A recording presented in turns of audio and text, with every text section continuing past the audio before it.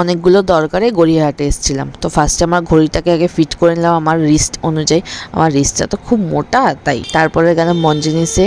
বোনের খুব খিদে পেয়ে গেছে, টুকিটাকি কিছু খাবার খেলাম। আর তোমাদেরকে আমি কেকের কালেকশান দেখাচ্ছি। ভ্যালেন্টাইন ডে হিসেবে কত ভালো ভালো কেকের সব ডিজাইন এসছে।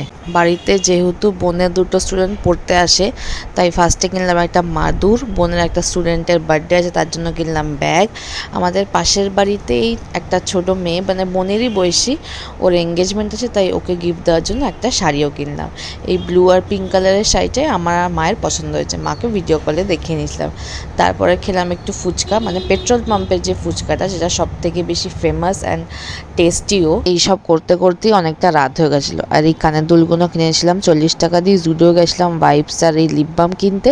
অ্যান্ড বাড়ি এসে দেখি আমার ডিমান্ডে লাজানিয়া বানানো হয়েছে, বোন বানিয়েছে, হেভি টেস্টি হয়েছিল। নেক্সট টাইম রেসিপি শেয়ার করব।